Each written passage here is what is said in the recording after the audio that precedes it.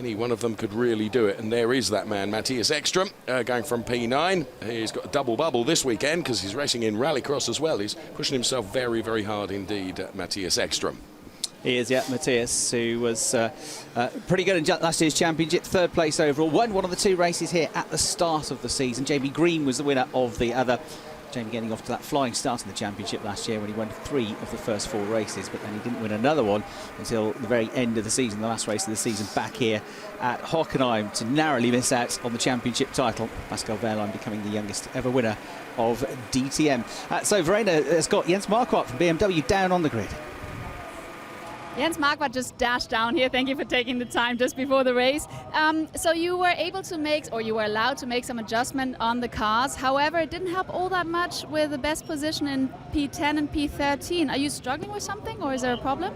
Well, I think it is really more, it's the first race of the season now. We've done an adjustment so that we are closer to the opposition, but there was a lot of talks. Was that enough or even too much? I think it's pretty obvious that it got us into the mix. We're close enough now. And it's the first time that between qualifying and race you get an adjustment as well. So we'll just have to see now. We have to play our race right, do the strategy right, and then we'll see. 40 long minutes. Definitely, and I'm sure it's going to be a very exciting race. So thank you very much, best of luck, and back to you guys. Thank you very much, Verena. So talking to Jens Marquardt, boss then of BMW, as we take a look at Paul de Resta, who's going from P7. He looked lively during free practice and qualifying, Chris, if I'm honest with you. Paul de Resta looking good. And there is the car of Paul de Resta. I absolutely love this AMG C63 shape. It's a beautiful looking car. And that livery in particular just works, doesn't it? Yeah, it does. Absolutely stunning. And yeah, Paul going well, the 20 champion. His second season since coming back from Formula 1, and looking pretty good, 7th fastest. So that is the drivers now getting ready, getting into the cars. A very hot circuit, 40-degree track temperature, 20 to 7 degrees air temperature. It's going to be a real hot one here at Hockenheim.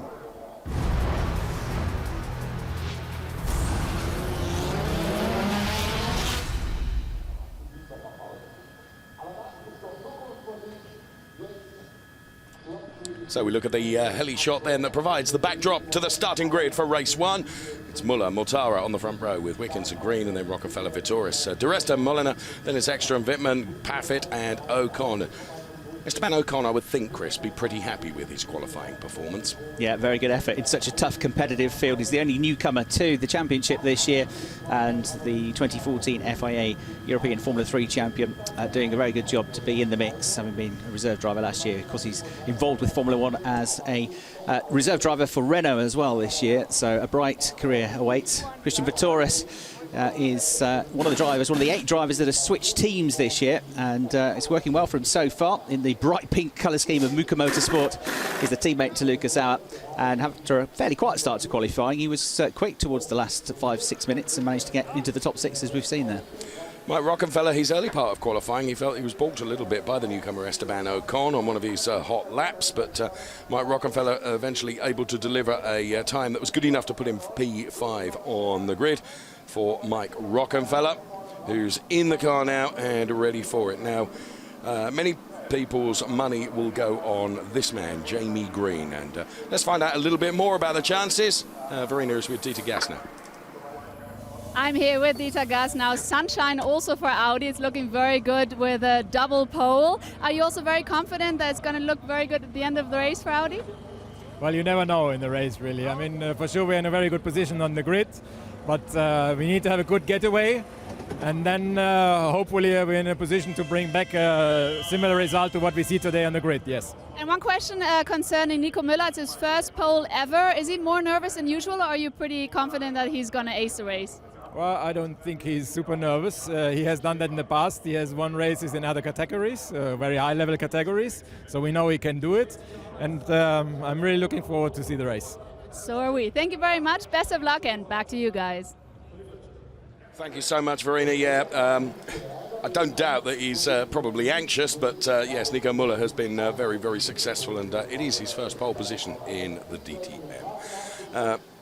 Eduardo Mortara, he's looked very good qualifying as well. The sound of DTM. Full blast.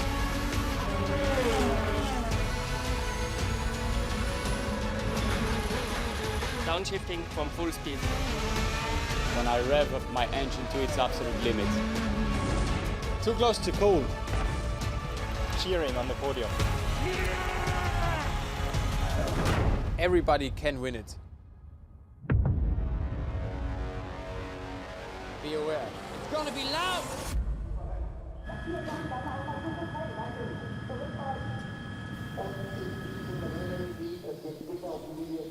So with Hans van der Aafrecht right now, is Verena back down onto the grid. Here, Mr. Aufrecht. Now, the sun is shining. We've got full grandstands, and everything is looking forward to a fantastic season start. Are you a very happy DTM boss?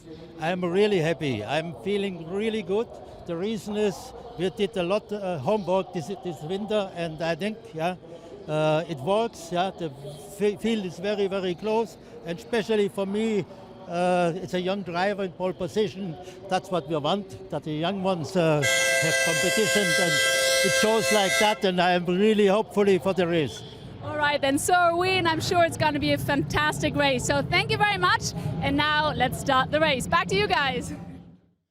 Thank you so much, Verena. So Hans van der Aafrecht then, and there is Maximilian Gertz then clapping his hands together in anticipation of this race about to get underway. Maximilian Gertz going from P19 on the grid. He would have hoped for better than that. But a lot can happen in the 40 minutes when the lights go from red to green, Chris Hartley. That's right, yeah. And very similar in terms of the structure. The drivers that we've got out there, technical regulations frozen. We have got the new body shape and some tweaks, of course, underneath the skin to Mercedes. But for BMW and Audi, it's essentially the same car with some minor developments from last year. Regulations the same as well, same tyre from Hankook, same compound on the cars as well. But the big change is in the way that the performance weight and the success ballast has come in. That now is not based on race results, but on how you went in qualifying, based on the fastest drivers, not fastest lap time, but fastest theoretical lap time when their fastest three sectors are put together. And there are a number of different variations on the rule, but essentially because Audi and Nico Müller were more than 0.2% quicker than the second and third best brands, yes, their fastest drivers, it means that Audi get 5 kilograms added on, all of the Audis, not just Nico Müller, and it's 5 kilograms taken away for BMW and for Mercedes. And as Jens Marquardt said there, to Verena on the grid earlier on, BMW have a car which is already 5 kilograms lighter than everybody else's to try and bring them into play after, well, they won the manufacturer's title last year, to try and bring them into play in terms of getting their car on a similar pace to the Audis and Mercedes. Okay, so the cars on their way then. The other little change that should be mentioned is to some of the parts here at the Hockenheim circuit, where some of the curbs have been changed. There's been some re-asphalting in certain places, and in a briefing that we were at from Hankook, they were telling us that all of this does have an effect, of course, on the tyres. Yeah, it's hotter than we've experienced in recent years here at the circuit as well. It's a beautiful day, 27 degrees, 42, 43 degrees, I think, track temperature. And it's quite hard. There's some fast corners, so it's quite hard on the tyres here, particularly with the curbs. Hankook were telling us they really do clout the curbs at certain parts of the course, particularly at turn 1, where they can run out wide. There's loads of runoff area, and as they run out wide, you'll see it certainly at the start of the race, they whack the curbs and they hit them again on the way back onto the course, and those curbs can be up to 15 centimetres high, so it puts a real stress on the tyres themselves. So that's one thing to look out for. You see a digital display as well in the rear windows of the cars. That tells you at any given part of the race what position that car is in. It's lit green. When it becomes red, that means that the driver has used up their limit of DRS push to passes, essentially. DRS, as in Formula 1, you have to be within a second of the car in front. It's activated after a couple of laps of the race. They get to use it 39 times in today's race. It's going to vary from track to track. But even if you only use it once on a lap, you use 3 credits. So you can, within 13 laps, use up all of your DRS boosts. So that's something to bear in mind. If those displays go red, then we know that driver might be a bit of a walking target towards the end of the race. You'll get a house point for the succinct way that you've described it. Thank you. Yes. We hear Nico Müller then being guided into his grid box. Eduardo Mortara alongside him. That will be the Lucas Auer car then. Yeah, I was I'm going to say we didn't see him on the formation lap, but there he is at the end of the pit lane. So Lucas Auer, well done to the team, Muka Motorsport. Lucas reunited with that team with whom he raced a few years ago in Formula 3. And the Berlin-based squad really did have a lot of repair work to do after the brake failure on that car. Sent Lucas off in a pretty big crash in free practice. We await the green flag from the marshal at the rear of the pack. We'll throw the lights to the top of the screen for you so that you can see the start sequence as well. There comes the green flag from the marshal at the rear. So standing by, 1 light, 2, 3. The engine note rises, so too the anticipation for season 2016. DTM is go, let's go racing, and it's a good start from Robert Wickens diving to the inside, a good start from Edo Mortara as well, less of a good start for Nico Muller, although he is able to slot into P2. Absolutely right, yeah. So it's Mortara that gets the run down towards turn 2. Jamie Green made a decent start as well, and now he tries the outside line here. He's got his nose in front. He's on the wrong line into the corner, but he's still going to try and keep his foot in. And Jamie Green does it, goes to third. Meanwhile, Dave, everybody else at the back of the field runs way out wide. Absolutely. What a great move from Jamie Green then, who's making his intentions clear right from the very get-go, isn't he? So Lucas Auer right at the back of the pack. Yeah. Push me wide. Please, bloody asshole. Well, excuse the language from Timo Scheider then. Are you okay, Timo? Car is completely damaged. Front body is gone. I come to the pit. So he's coming back into the pits, and look at this. Jamie Green now being hounded by 2 cars right behind. And very nearly into the back of that Mercedes, and you can see Christian Vitoris is right alongside Jamie Green now in the all-pink Mercedes-Benz and goes wide, so wide. Is he going to come back? Fantastic battle this, isn't it? Green is the last of the late breakers, but then runs out wide. No. Coming back into the arena, through the gravel, on the grass, rejoins. It's about 2/3 of the way down the field. So last year's championship runner-up, all the way down from 4th down to, it must be about 14th or 15th place. My goodness, so much happening in the opening stages of this race. DRS active. DRS enabled for Jamie Green. Not sure he needs it at the moment, does he? Just needs to clean the tyre. Somebody else. Oh, someone's had a spin in the background there. It's one of the Mercs, isn't it? And that is Tom Blomqvist, who's had a spin, but he wasn't the only one involved in that, was he? No. So he's got going again, but at the back of the field almost. 3 abreast here, Mike Rockefeller in the yellow and green Audi, trying to fend off Christian Vitoris and doing so successfully. Christian in the pink number 8 Mercedes from 6th on the grid. Look at Gary Paffett trying to dive through the middle here, going around the parabolica. They're 3 abreast, jolly near. And where is Paffett going to come out in all of this? Was running in P10. There's Christian Vitoris and Mike Rockefeller. And there is the number 5 car of Matthias Ekström with Gary Paffett right behind. So Christian Vitoris looking very lively here, and he's certainly harrying Mike Rockefeller ahead of him, isn't he? You can see the indicators on the left-hand side of your screen saying who's up and who's down. The incident between car number 27 and 31 is under investigation, as the graphic on the screen indicates as well. So that means Adrian Tombe was the other driver involved in that moment, with Tom Blomqvist coming out of the last turn. Look at that for a move. Fantastic. All over the back of Marco Wittmann and into Marco Wittmann. Down the inside there, that was brave stuff, wasn't it? Bruno Spengler getting stuck in, and Vitoris was the one who was able to get away from them. Benefited, benefited completely, just drove past them, and was already 3 lengths clear. So Rockefeller fends off Spengler, but loses the place to Christian Vitoris.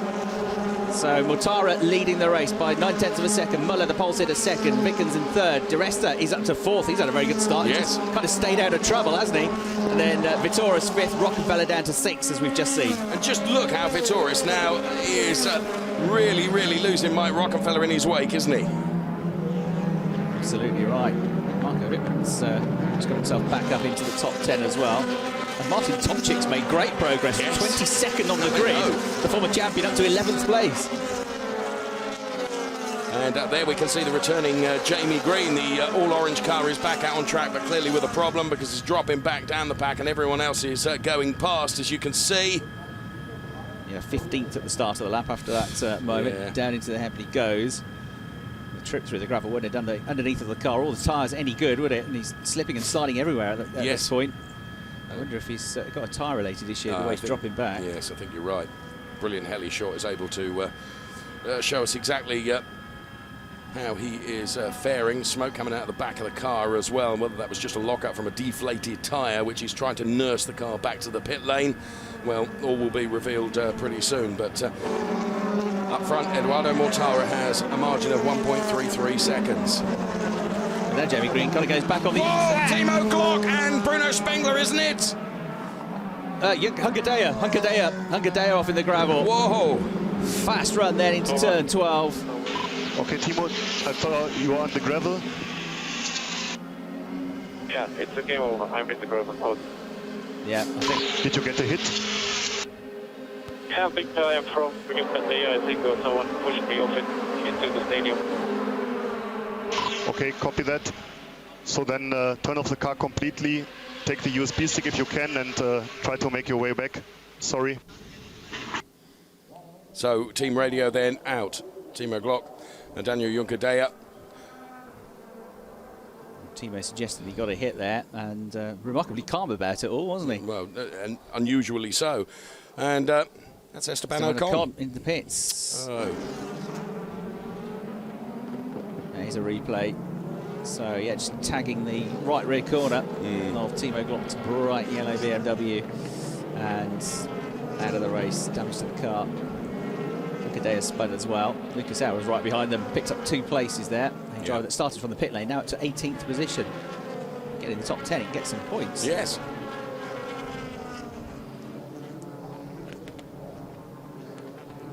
Replay. Look how tight it gets down there at the hairpin.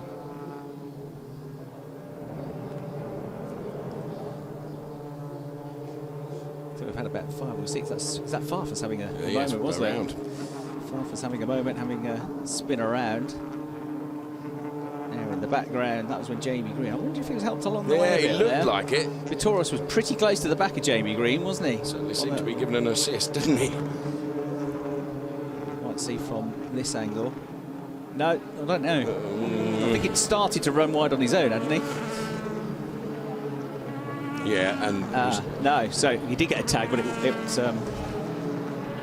wasn't from Vitoris, was it? No. Vitoris clipped him as he came across his bows, but possibly extra, wasn't it, that just clipped him? And that was the incident that's been investigated through the final turn. Tom Blomqvist turned around, and that's been investigated, and the driver that they're looking at, the other driver they're looking at is Adrian Tombay. It's about a third of the field have had a spin or a moment at some point in the race so far. First day back at school, isn't it? Yes.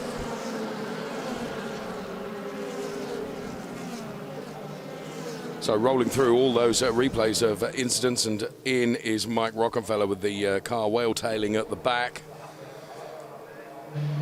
So Mike Rockefeller's car in, and the way he's shaping that's going in the garage. Yep. And no pit stops in this race. The shorter of the weekend's 2 races, 40 minutes plus 1 lap. It's mandatory pit stop tomorrow in the longer race. So if anybody comes in, you know it's a problem. And a shame that, because Mike had qualified well, was looking pretty good at the start of the race. But unfortunately, the former champion is not going to add to the 4 race victories. This is his 100th start as well in DTM, so we'd have hoped for a way to celebrate that. There's a replay of him rejoining. Car very wayward, as you can see. It looks like something's broken suspension at the back. Suspension or wheel, hasn't it? Yeah. So he drops out, and that'll put Spengler up to 6th place, Gary Paffett up to 7th, Ekstrom 8th, Martin Tomczyk up to 9th place now. Timo Scheider was embroiled in an incident at the start of the race, wasn't very happy about it. Let's find out what happened from him now. Yeah, Timo, it hit you pretty hard there. What happened?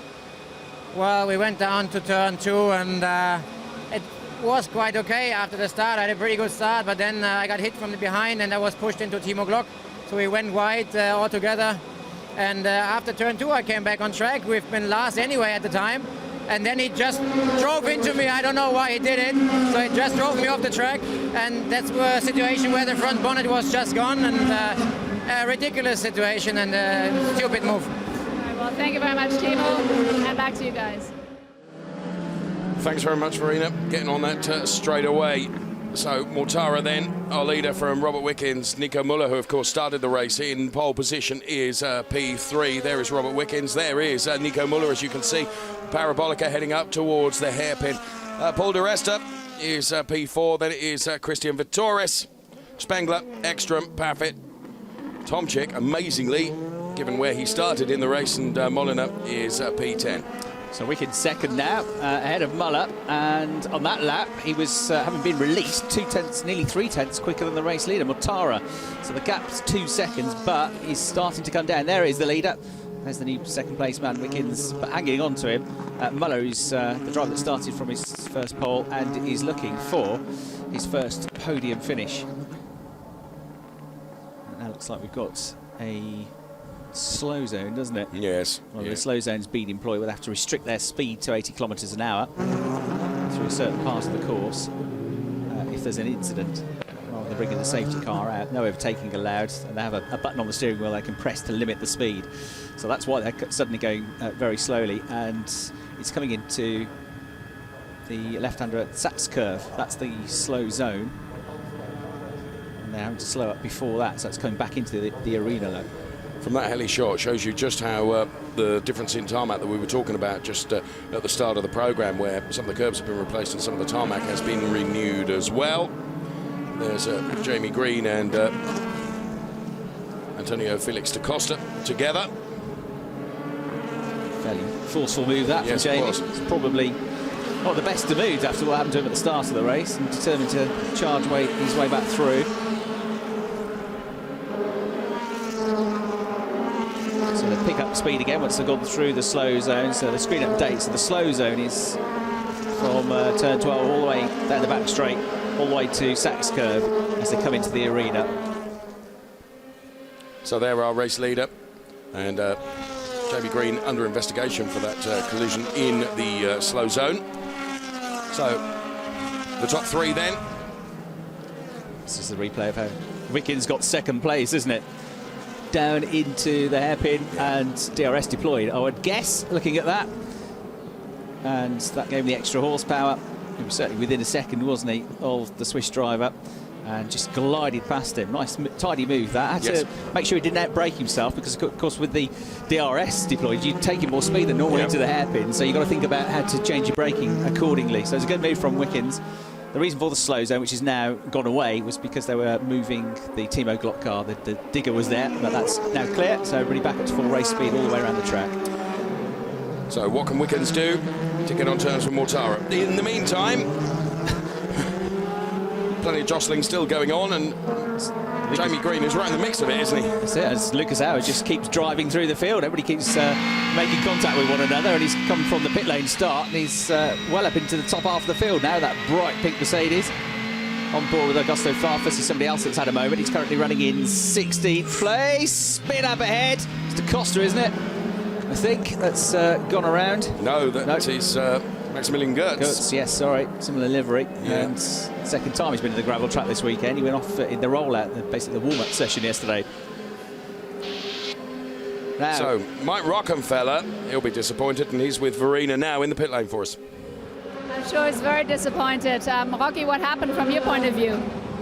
I was quite clear, I think. I mean, it was a very turbulent race at the beginning, a lot of action around me, and I don't know which position I was, but we just, tried to find a rhythm. Then there was slow zone 4 because somebody went off, which they told me on the radio. I knew it, and then Bruno decelerated quite a lot before corner 8, the Mercedes, let's say, before that grandstand. Well, and then I wanted to go by next to him, and then I think he realized, fuck, he was too slow, and then he just turned in on me. We touched. Actually, not a huge hit, but it was enough to break my suspension. Very, very bad because we were good in the points. Yeah, quite sad, but anyway, what can I do? I would do the same thing again. All right. Thank you very much, Rocky. Back to you guys.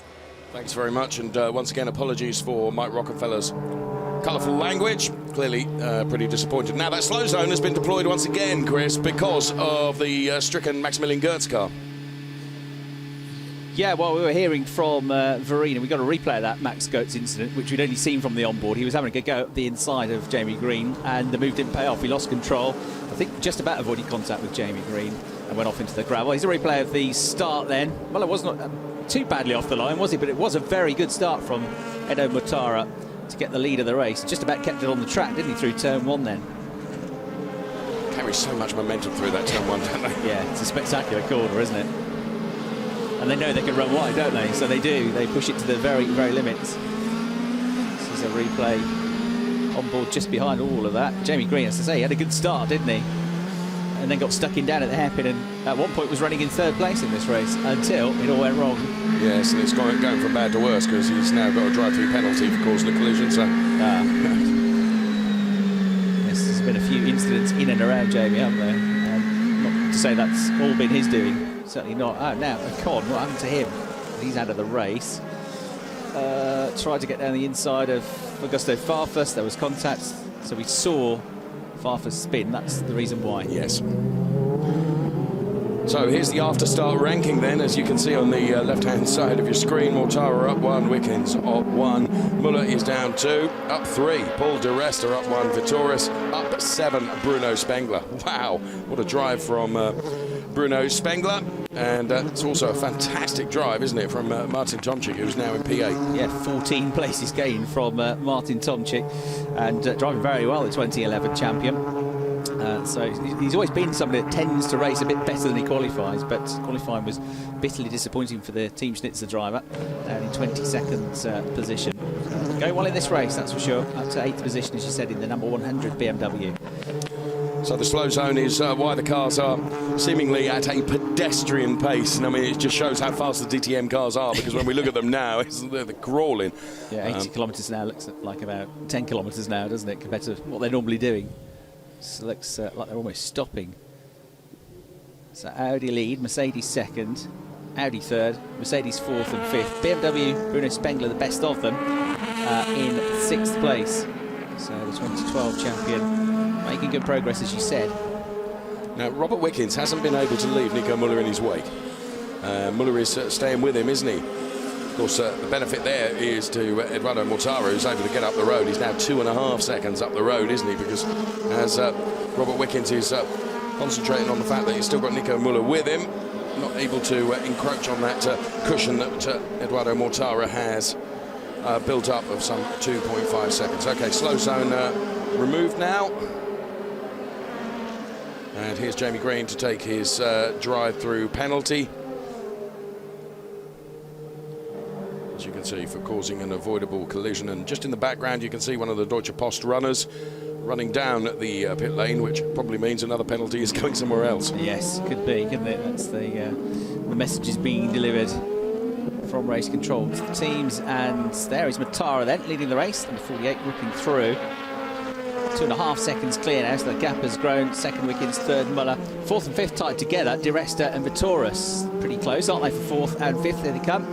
And then there's a big gap back to Bruno Spengler in 6th place. Well, Vitoris is the one that's on the charge, isn't he? Having got past De Resta. There's Eduardo Mortara, Robert Wickens then P2, Muller P3, and Christian Vitoris like an absolute rocket, isn't he? Yeah, so he's got around somewhere on this lap ahead of De Resta, and as you say, he's been released now, so head down. Vitoris trying to catch the next group and get himself possibly up onto the podium. And bear in mind all the changes to the car that have had to be made. There's only a certain amount they can do to change the car. They've changed the bodywork, they've had to adapt the car and the aerodynamic parts on the Mercedes to fit the new C63 bodywork. So bearing all of that in mind, and a tough winter, as Gary Paffett said to us yesterday, of trying to develop the car and get the setup right, and they've got to change all the setups, and everybody else has got a base to work to. With all of that in mind, I've got Mercedes 2nd, 4th and 5th at the moment, so I think they'll probably be really pleased with that. I think you're right. I think you're right. Paffett is P7, and directly behind him is this man, Matthias Ekstrom, that we're on board with right now, running in P8. Paffett continues with the Euronics livery that he carried last year. Quick glance down to the instruments from Matthias Ekstrom, a little bit of adjustment on the brake bias, because here comes Martin Tomczyk, who's going to have a go at Matthias Ekstrom here at the hairpin. Out wide, trying to cut back in, yeah. But there was an Audi in the way, wasn't there? Yeah. Matthias very cleverly making sure that door was not left open for him. You can see what Martin was thinking. It was a good idea, but he tried to turn in and get the gas on. Exactly right. Matthias had read that perfectly, hadn't he? So this trio, Paffett, Ekstrom and Tomczyk, Mercedes, Audi and BMW. Good brand battle here for 7th place. Damage on the front of the Paffett car, I noticed. Just one of those flashes flapping at the front of that car. You may notice it now, just to the very, very left of the car, where some of those very aero parts that you were talking about that have had to be made to fit, really, this new body shell. Matthias Ekstrom will stay on board with. Of course, there's Paffett ahead of him. Is this the Vitoris move on De Resta, to get himself up to 4th place, last lap around. And again, I think DRS deployed there to get the run, get the extra horsepower. This is Gary Paffett, a replay of him. This is how he got ahead of that trio, to the front of that trio, as Ekstrom and Tomczyk were battling. Okay, Gary Poppy, Paffett what happened? ran wide, got the power down early and just drove past them. 3 very, very experienced drivers all together there, aren't they? Gary Paffett, the 05 champion. No, time versions are okay. I just slide over the rear axle. There's no way. Okay, copy. How are the tire pressures? So this is a battle just on the fringe of the top 10. Maxim Martin in 11th place in the white and blue BMW ahead of the group. They're fine. As soon as I turn the car, I get massive oversteer. So Tomczyk dropping down the order then with problems to his car. Okay, copy. And now Okay, now. we're back onto the battle between Matthias Ekstrom and Gary Paffett. Matthias Ekstrom losing out to Gary Paffett in that battle with Martin Tomczyk, who is now dropping down the order with a problem on his car. Yeah, that's right. So just from Martin. So the tyre pressures are okay, so he's going to stay out there and try and get back up the order after such a good start to the race. So that becomes now a 2-horse race for 7th position. Paffett just ahead of Ekstrom. Da Costa moves up to 9th. Maxim Martin will now move up to 10th place and into the points. So there is Paffett through turn 1, heading towards turn 2 here at the Hockenheim circuit. Matthias Ekstrom and Antonio Felix da Costa right behind in the livery that was worn on the car of Tom Blomqvist last year. In the meantime, Paul De Resta and Christian Vitoris sticking together there, although Vitoris some laps ago got ahead of Paul De Resta. Pace is relatively equal at the moment, isn't it? Yeah, and if De Resta is the one behind, can be within a second Absolutely. of it. He can employ his DRS, he can use it up to 3 times in a lap. But they will have to, particularly in tomorrow's race, when they'll get more of them, but they'll have to make sure they keep some adrift here. Now look at this, Ekstrom defending like crazy here from Da Costa, who's got good speed at the moment and draws alongside him, halfway alongside him here with the right-hander coming up. So Matthias Ekstrom, well, they will fend him off on this occasion, but he's been put under some real pressure. Gary Paffett behind them, and then Maxim Martin is another one that's run up through all of the carnage. He's come from 21st in that white and blue BMW and got himself up into the top 10. And this was why Gary Paffett has gone to the back of that group. Bit of contact there, Dave. Well, there was a bit of a two hits there, really, wasn't there? And to be honest, that looked like there's moves and there's forceful moves. And I think that was very forceful, wasn't it? Yeah, so a bit of bodywork missing from Gary Paffett. It's because they were so close behind, it's dropped him not just behind Ekstrom, but behind a couple of other places. So Eki going for the move there. On the cut back inside, wasn't it? It wasn't going into the corner, it was through the apex and coming out of the corner. And that's a lot of body been removed, isn't it? You have to be careful of that. The rest of the drivers coming through, they don't pick up any punctures. Now, Nico Müller in 3rd place has just set the fastest first sector of the entire race. I've just been keeping an eye on their times because Robert Wickens, Nico Müller and Christian Vitoris, 2nd, 3rd and 4th, are all starting to gain on the race leader. We've got more battles and tussles going on here. Da Costa has got past Ekstrom. Gary Paffett's coming back in the mix as well. Ow. And gets himself back in front. Gary Paffett back ahead of Ekstrom. So Ekstrom is the one who now goes backwards 2 places in the race. with half his car missing. That's incredible driving, isn't it? So on board. It's not finished yet, look. I don't think it is. He's back down the inside of it. Maxime Martin gets past both of them, Dave. Oh, Gary Paffett nearly going off the road there. He's lost another one, hasn't he? Hour's got him as well.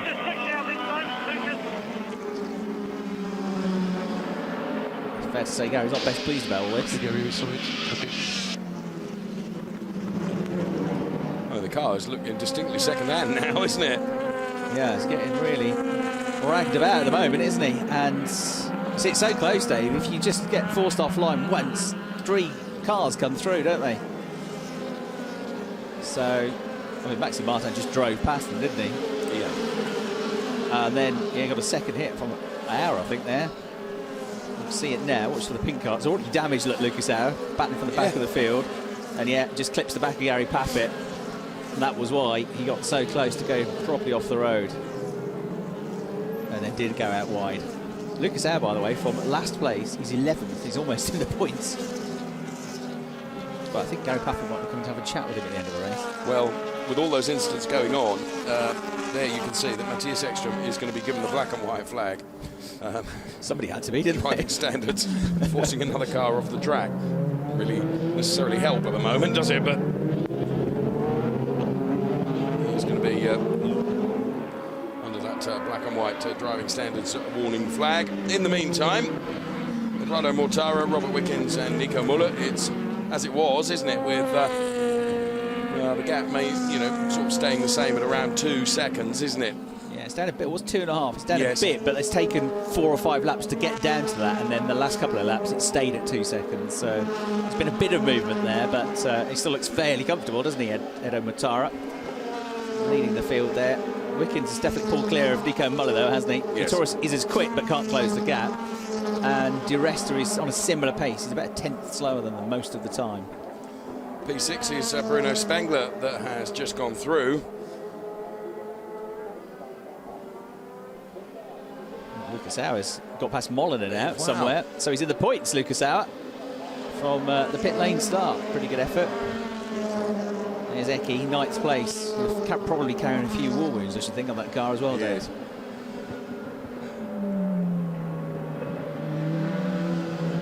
So there is Matthias Ekström. There, the number 22 car then of Lucas Auer. Bear in mind, Lucas Auer started the race from the pit lane. Yeah, fantastic effort, isn't it? I suppose as you come to expect from the first race of a new season, it's a bit lively, isn't it? So, in a way, starting from the pit lane, probably not a bad thing on that first lap, because they're all going off left, right and centre. He was just coming through them, wasn't he? Steadily picked his way through ever since. Unbelievably, we've lost 7 cars. Yeah. Gertz out, Rockefeller out, Ocon out. He's got like a technical problem. Although he did run into Farfus, didn't he? So whether that was damaged radiator or something, I don't know. We'll see. But Glock out, Lagardea out. Schneider was out right at the start of the race. And Tomley as well. Yeah. You're forgiven for thinking that we're telling you a story when we tell you that these cars are very, very sensitive and very delicate. You wouldn't necessarily believe us, but actually they are. And you know, for someone like Gary Paffett and/or Matthias Ekström to continue to lap the way they are with various bits of bodywork missing from their cars, extraordinary testament to their experience as well.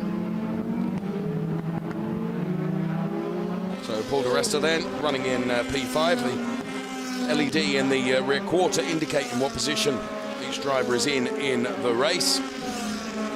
And as Chris pointed out, Lucas Auer, starting from the pit lane, perhaps no bad thing today, is into the points in P10. There is the Di Resta car. Still think looks absolutely phenomenal with Christian Vitoris ahead. Is he just beginning to reel Müller in a bit now? Well, certainly they've lost the top 2 because Mortara and Wickens are the only 2 drivers out there that are in the 1-minute 35s at the moment. They're in the high 135s, and Müller, Vitoris and Di Resta are all in the low 136s. But they're nearly half a second quicker than the next group, led by Spengler in 6th place. Certainly on that last lap, Di Resta lost a tenth or 2, so yeah, I think so. Ahead of the field, it's becoming a 2-horse race. Nip and tuck on that last lap. Wickens was a tenth quicker, the Canadian, just just a bit quicker than the Italians. The gap's down to 1.9 seconds, but what we've got left, 10 3/4 minutes to go, plus 1 lap at the end of it. Still looking pretty good for a big margin for a 4th win, isn't it, for Mortara in his career. So Christian Vitoris, Paul di Resta, and the gaps that you can see there. That's the Paul di Resta car. Christian Vitoris then adopting that all-pink livery for this season. His teammate's been pushed back out of the points. The first time in the race that Lucas Auer's gone backwards, and he's been overtaken by, guess who, Gary Paffett, who's back into the top 10. Keeps rising to the top, doesn't he? Whatever you do, push him down, he comes floating back up somehow. Gary Paffett looking like he might get some points here. In fact, Auer's dropped back to 12th. Molyneux's got past him now as well. Oh, there's yeah, a bit too much damage on that car. Oh, look, there's a piece of a blue Mercedes wedged into the front. Yes. Get rid of that, it's ruining the colour scheme. And yeah, that was obviously dragging and scraping and causing him to understeer through the corners, wasn't it? Yes. Tom Blomqvist is somebody else that was spun around or pointing in the wrong direction, at least at the start of the race. He's also coming back up the order. He's up to 13th now. He got past Augusto Farfus on the last lap. Well, it was good while it lasted for Lucas Auer, wasn't it? Yes. So now Molyneux and Paffett. Paffett reeling Molyneux in now with that Mercedes, what's left of it. Molyneux having to go into defend mode in the number 17 Audi. It's a new shape to the Mercedes this year. Gary Paffett's got an even more new shape to his Mercedes compared to everybody else, which is totally mullered at the front end. Somehow he's driving it on. There's a replay of Molyneux passing Paffett. Swapped around a couple of times, those two. Yes. And continuing to do so, aren't they? I think so, yeah. Well, it's for a point, for 10th place, so it's worth fighting over. It might be a late night for ART Grand Prix, trying to get Gary Paffett's car looking shipshape again, ready for tomorrow. Yes.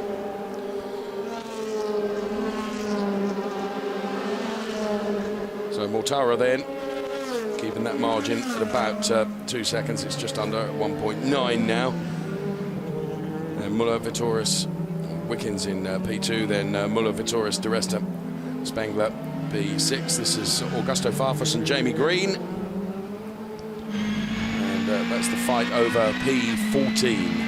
Yeah, could have been so much more, couldn't it, for Jamie Green? He was looking very competitive at the start of the race till that trip through the gravel. Plus, he was in the walls a bit a couple of other times in the first few laps. But he's got the DRS deployed here, pulls out of the slipstream. Farfus has got the inside line. It's not for points, but for pride, this one. And Farfus is certainly not going to let past the Englishman, is he? So the man from Leicester has to wait. Farfus, the Brazilian, glances in the mirrors, and he fended him off pretty well there, didn't he? Yes, it's not the same race that Jamie had this time last year. And, well, Farfus is certainly making that car very wide, isn't he? Absolutely, yeah. Green looks quick, doesn't he? But even if he gets past Farfus, it's a long road to get up to the next car then, and he's got to get 4 more positions before he can get a point. But you never know, do you? The cars have retired. A bit more rubbing there, a bit more bodywork to try and fix this battle for 14th place. That was after Green was forced out, really, and still all over the back of Augusto Farfus. The battle for P14 continues. Augusto Farfus spending as much time perhaps looking at the rearview mirror as he is through the windscreen, isn't he? Because he knows Jamie Green is there, is more than well aware of that, and of course doing his level best to try and prevent the Audi driver from coming past. Here comes another go from Jamie just into this turn before the real concerted effort, I suspect, through the parabolica where, of course, DRS was used, and you can see it being deployed now as they head up towards the hairpin. So there the rear wing has dropped down, which gives him the pace advantage. And this time it's deployment a little bit earlier. Is it going to be enough? No, because yet again, a bit deeper into the corner than normal from Farfus there. I wonder why. Oh, because there was an Audi trying to come around the outside of him. Somewhat frustrated, I think, Jamie Green in this race. Look at him looking in the mirrors all the time, as you say. By the way, last time around, Robert Wickens, he's okay. The car is fine because he's just done a pretty good lap. But the lap before, he lost 0.6 of a second somewhere. Yeah, so a mistake somewhere, maybe, or an issue with the back marker or something. But no back markers really are there. So all the same lap. So yeah, the gap's back out to 2.6 seconds. And Mortara looking more and more solid in this race. As I say, no problem for Wickens because he was a bit quicker than Mortara on that lap. More bodywork, more bits of car flying off.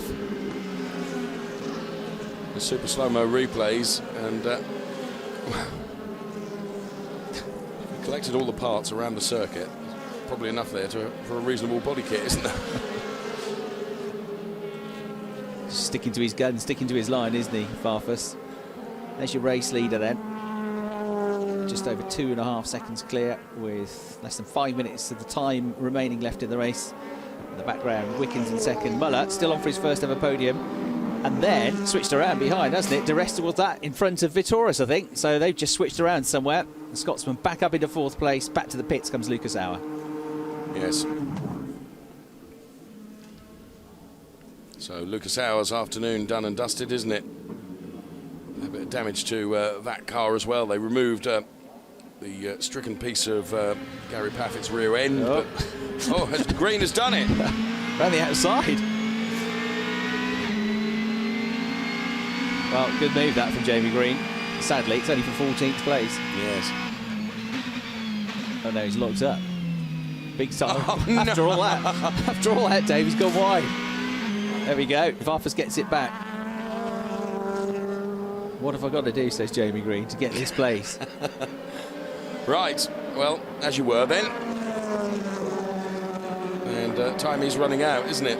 As you say, it's pride more than anything else, isn't it, for P14? So it was Parabolica that did it, and was able to carry enough momentum through the hairpin, wasn't he, to see off Augusto, but then it was all ruined by that huge lock, wasn't it? He's been pushing the tyres a fair bit, hasn't he? To be fair. Just gone past our commentary box. And I think Jamie Green started to close back up to Farfus by the looks of things. So I think it might be game on again in a minute. It's been a pretty entertaining battle. Sounds like it's going to be a pointless one. So there you go. Yeah, Duresta is now in front of Vitoris. Let's see where the move came, but they've switched back around and he's rocketing away, isn't he? Really left Vitoris behind in his wake. He's only been in front of him for a lap.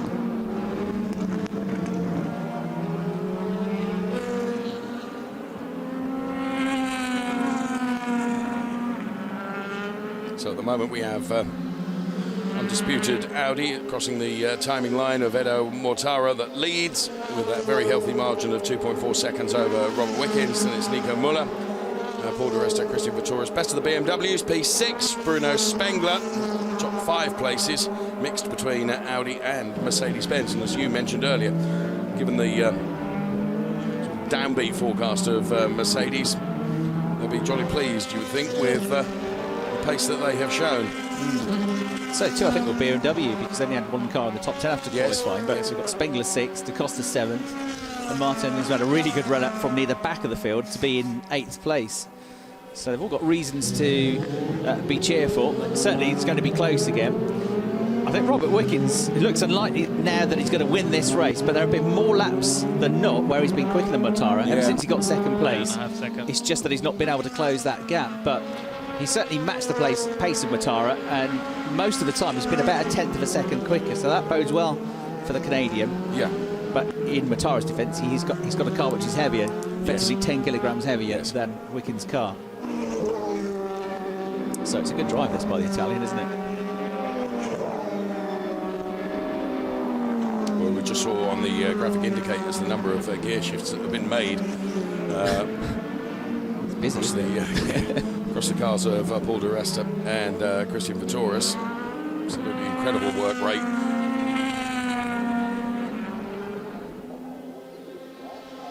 So there is Eduardo Mortara, and with but a minute plus 1 lap to do, valiant effort by Robert Wickens, but unless there's an horrific mistake by Eduardo Mortara, which doesn't happen very often, does it? Yeah, he's looked very good all weekend. Actually, he's not necessarily been at the top of the timesheets, but he's always been there or thereabouts. He's been very consistent this weekend. We know he's a good racer, and he made a good start to the race and has looked pretty metronomic since then. Yes. Fourth in the championship last year. And right, replay. Science has had arrested, got past Vitoris with an issue. That's why. Because he was pretty slow, wasn't he, coming out of the turn, and Di Resta was a long way back. It was rather easy for him in the end to come through, wasn't it? Yes, it was. Race leader then, Eduardo Mortara. P1 indicated in the rear quarter window. I would say the gap between Mortara and Wickens is coming down, but it's all futile now because the checkered flag nears, doesn't it, for Eduardo Mortara, who, as you say, has been there or thereabouts across the free practices and the qualifying thus far. Longer race to come for DTM tomorrow, of course, where tested still further. So then we start the final lap. I think Wickens has taken a couple of tenths out of him, but... Yep. Yeah, gaps crept down to 2 seconds again. So, yeah, Robert Wickens every bit as quick as Mortara. Just took him longer to get up to second place. He had a bit of a battle, didn't he, to get past Muller. But Muller is, from pole position, you want to win races. Of course, they want to win races, but I think he'll be very satisfied with pole position and a third place finish. This is the driver, as I said in qualifying this morning, this is the driver who finished 20th in the championship last year. He switched across to the AMP team, and Muller looks like a new man, doesn't he, at the start of the season? So, accelerating out of the hairpin is Eduardo Mortara. 2 seconds to the good over the Mercedes of Robert Wickens. And has been, since he's had his nose in front, relatively untroubled by all heck breaking out behind him at various places and at various points. Interestingly, the battle for P14 continues as Jamie Green is still pretty close to Augusto Farfus, but quite rightly. We stay with the race leader, who's going to conclude his lap shortly and take the win. So he has 2 more turns to do, and Eduardo Mortara will be very satisfied with his afternoon's performance in the sunshine here at Hockenheim. Win 1 in season 2016 goes the way of the Italian. E il signor Mortara offre la colazione a tutti. P2, Robert Wickens. P3, Nico Muller. First pole position and his first Great podium. job, Edo. Great job. Congratulations. Like we said, you did it like we said. Perfect. Still pushing to get Farfus here. Not sure if they're enjoying themselves or not, those two. Congrats to all the team. It was a long winter break, and it was important to start on a good note. It's a dream come true at the moment, and I'm very happy for all the team, for all the sports, and for everyone. Thank you, Edo. And there is the delight. Yeah, it's 4th win in DTM. He's a good guy, isn't he, Edo Mortara? Yeah. Got a lot of time for him. And Mercedes head is Uli Fritz with Verena now. Fritz, I guess you're pretty happy with the 2nd, 4th and 5th place in the first race. However, you lost quite a few cars. Would you say that's a normal start to the first race because everybody's so motivated, or how would you explain that? Yeah, I just was wondering myself during the race, and I think if we look back to the first race of the last season, it was quite the same thing. It shouldn't happen because it's incredibly much work for the mechanics tonight, and yeah, but that's all about racing. Maybe a few guys were a bit over-motivated, but I think at least we showed good performance. Got 3 cars in the top 5, so happy with that. And that's also a good thing for working that hard over the last months. Absolutely. All right, well, thank you very much, and back to you guys. Perhaps 1 or 2 of the guys were a bit over-motivated. That was very politically correct, Ali. That really was. It's right about the mechanics having a late night, though, isn't he? Isn't he? Blimey, Just a bit of damage to fix after that. And just while we were looking at that, I saw you were glued to the commentary box window because the Farfus Green battle was continuing right to the very end, wasn't it? Yeah, from the comms box we can see them come back into the arena on the run into Saxkurv and through the final turn. Jamie Green was trying to go around the outside of Augusto Farfus, and he almost did it, but in the end Farfus fended him off. So 14th for Farfus, 15th place for Jamie Green. So there in replay then, Eduardo Mortara, who was full of congratulations for the team and taking the win. And they're leaning over the pit wall, congratulating their driver. Wow. Where did that time go? Yeah, because there was so much going on. The first half of the race, there was something happening 2 or 3 times a lap, wasn't there, all the way through the field. Somebody had a moment, somebody had a collision, there was an overtake. And certainly the best place to be was at the front, wasn't it? Mortara away from all of that carnage, as you say. Here's the result in full then. Mortara takes the win from Wickens, Muller. Then it was De Resta, Vitoris, Spengler, Felix da Costa, Martin.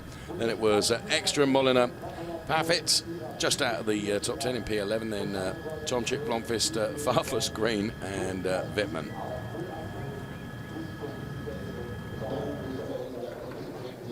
And there they are. Looking pretty calm, but satisfied with his day's work. And it's going to get a big hug. I've done these two. Great effort that. And from Nico Muller as well. Super effort. Mortara was the first one to go and congratulate Muller this morning, wasn't he, when he got to his pole position, his maiden pole position. To get on well. Robert Wickens with the pink coloured helmet in the background. Splitting them, running in second place.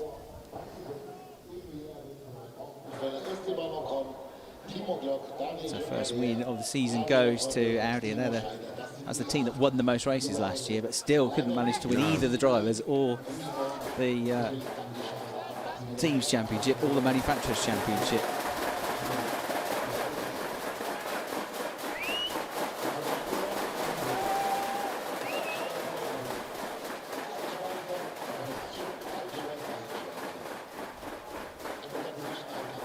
So drivers being congratulated, and as Mr. Ulrich Fritz alluded, some of the engineers have a very long night in prospect with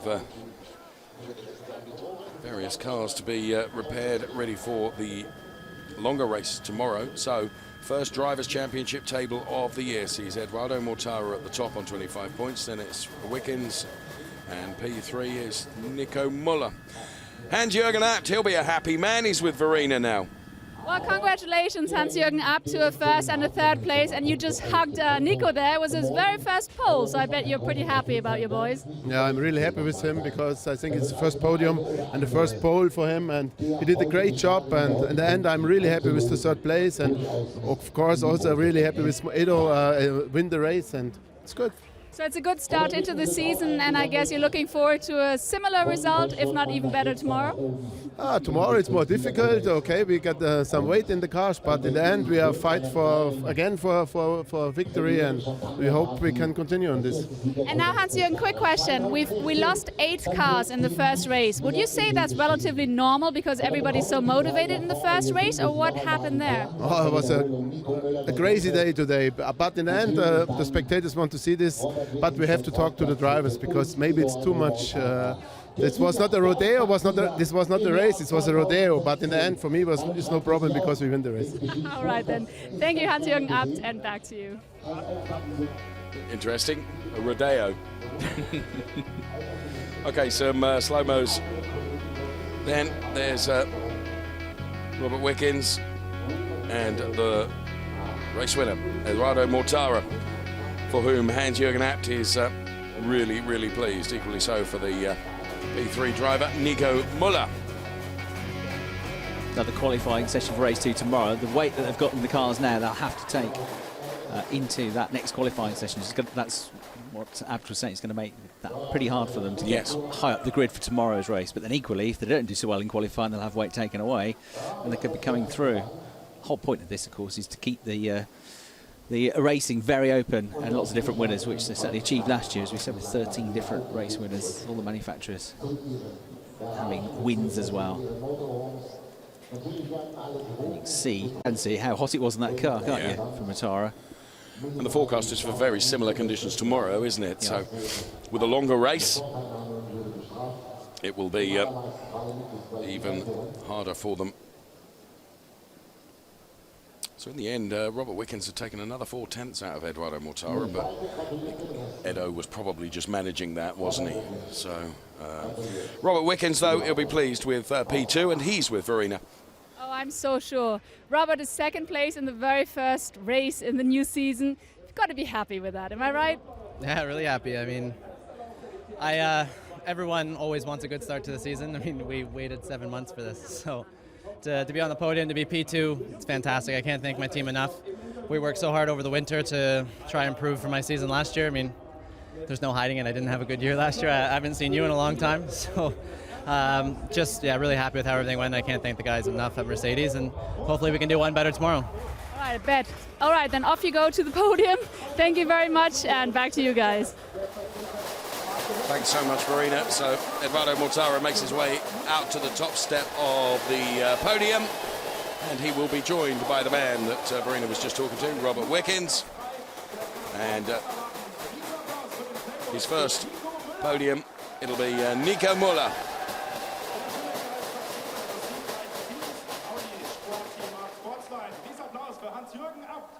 And Proud Sportsline then, Hans-Jürgen Abt.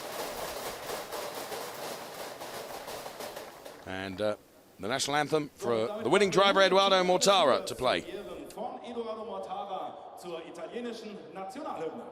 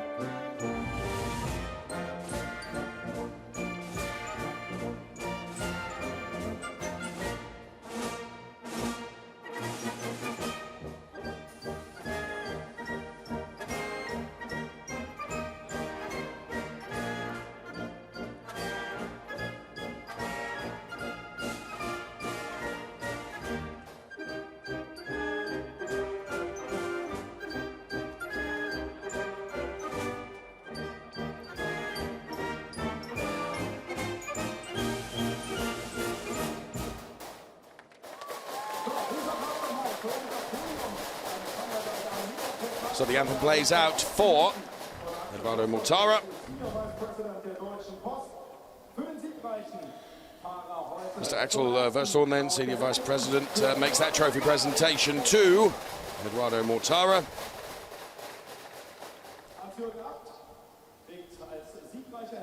And Hankook's head of R&D making the trophy presentation to Abt. Mr. Hans-Jürgen Abt for the Abt team. I wasn't being rude in saying it's for the whole team, of course, and Hans-Jürgen is up there on behalf of them all. Mr. Emerson Fittipaldi, 2 times Formula 1 world champion. Seen him here in the paddock. I wasn't aware he was here.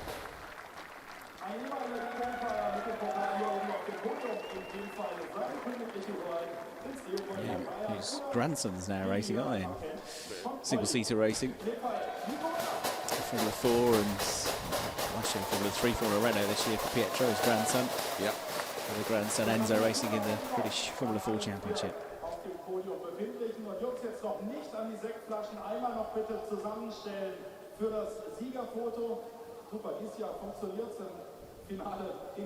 They certainly haven't stinted on the size of the trophies for the first race this year, have they? No.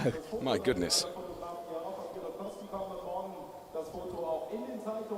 Well, a lively way to start the season, wasn't it? That's for sure. But controlled drives from these three. Pretty impressed with Muller as well. To be got it off the line well from his first pole. Didn't panic too much when he lost positions, and he stayed until the end of the race. He stayed with Wickens, didn't he, for pace and getting his maiden podium. Good day for him all round. There goes the champagne. Robert will be glad to be back on the podium. He, yeah, as you said, didn't have a good year last year, No, apart from the Norris Ring, where he had a great weekend. Yes. But it's a very different type of track, that, isn't it? Yes. Street circuit. Got a win there in a second place, but otherwise, he had a pretty barren spell last year. I'm sure there'll be a lot of comfort taken out of the fact that Mercedes did perform well today, didn't they? Generally. Yeah, well, nobody's dominated, have they? No. In terms of the brands, they've all had somebody up there. They've all had some positives, which is what the organisers want. We want close racing. We want different winners, don't we? Well, certainly. Plenty of action and plenty of activity for the fans today, that's for sure. So Eduardo Mortara then, the race winner, Nico Müller, P3, both of them now with Verena. Yep, two very happy lads here. First of all, congratulations, Edo, fantastic race, and of course Nico, also the first time up on the podium. So let's start with you. It was a jungle out there all the way in the back, so I guess you're happy you were all the way in the front and you aced the first race of the season. Yeah, I mean, it was a great race. I was lucky at the start to get a good start and get in front of Nico. And then I was trying to manage the tires because I knew that the temperatures were really, really hot. And in these conditions, it's so much more difficult, for the tires and brakes. And so if you're not really careful with that, you can end up really with some problems. So everything worked out very well. I was very, very sick the entire weekend. And it was very difficult in the car. So I was really, really, really tired the last 5 laps. But in the end, all good. Oh, and well, congratulations to that. And Nico, it's your first time up on the podium. You started off first time in pole and now first time on the podium in your third season. You've got to be really raving and happy. Well, yeah, I mean, the first emotions are very positive, but there's always the wish, when you start from pole to win the race as well. That's the goal, but I mean, it has been a very positive weekend so far. I mean, getting pole was very good, and now to be up on the podium is positive. I have to work on my start, and also on the first 2 laps I struggled a bit for grip, but I mean, yeah, in the end we can be happy, I think, and I'm looking forward to go for it again tomorrow. You can't complain. All right, then best of luck for tomorrow, and what a fantastic first race. And now here are the highlights. See you tomorrow. Bye-bye.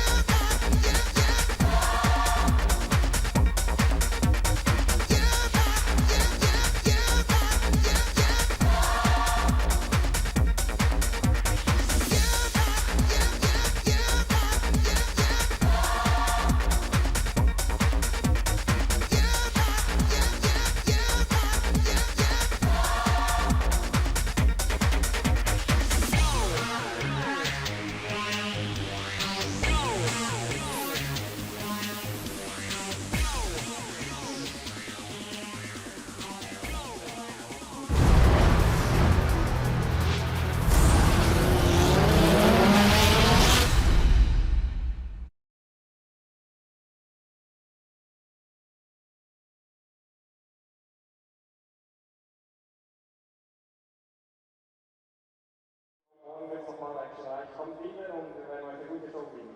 Das Wetter soll auch passen und ich glaube, du gibst morgen nochmal richtig Gas, wie du das heute schon gesehen hast. Weißt du schon, was dich auf die Pole gespielt hat? Ja, hoffst du es nicht. Ich meine, wir werden jetzt so in der, das sind die kleinsten Details, die letztendlich Ausschlag geben. Und von daher müssen wir einfach versuchen, morgen nochmal einen bestmöglichen Job zu machen, nochmal das Setup in die richtige Richtung zu entwickeln, weil die Strecke wird sich nach auch nochmal ändern. Aber ich bin ziemlich zuversichtlich, dass wir wieder am richtigen Ende des Feldes unterwegs sein werden und nochmal ein tolles Rennen machen können.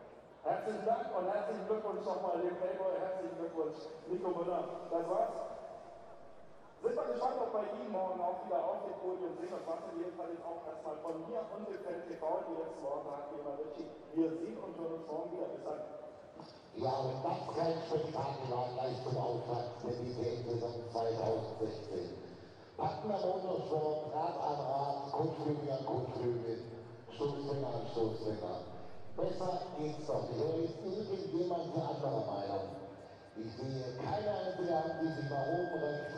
Also, das verspricht doch einiges für morgen und weil es so schön war, haben wir dann morgen genau das Gleiche. Nochmal, beginnen mit einem freien Training um 10 Uhr und Practice Start, das Qualifying dann um 12:30 Uhr und das Rennen beginnt um 14:30 Uhr mit der Einführungsrunde, natürlich auch da wieder die ganze Quick Presentation und das Fan-TV davor.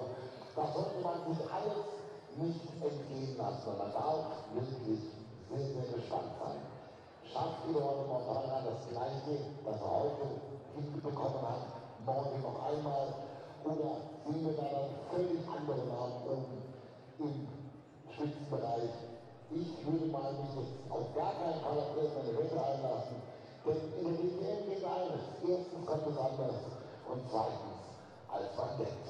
Die einen werden feiern, die anderen werden analysieren, dann werden die feiern auch noch ein bisschen analysieren und dann geht es morgen auf ein neues los. Dann geht es noch 9:10 Uhr übrigens schon mit dem Porsche Carrera Cup Deutschland los. Aber jetzt ist das Tag auch noch nicht vorbei, denn das Rallycross, die Rallycrosser machen noch mal die Aufwartung, die Arbeitslights ebenso. Es gibt noch Standprogramm und alles Mögliche. Also der Tag ist noch nicht vorbei. Aber meiner ist vorbei. Und ich danke für eure Aufmerksamkeit.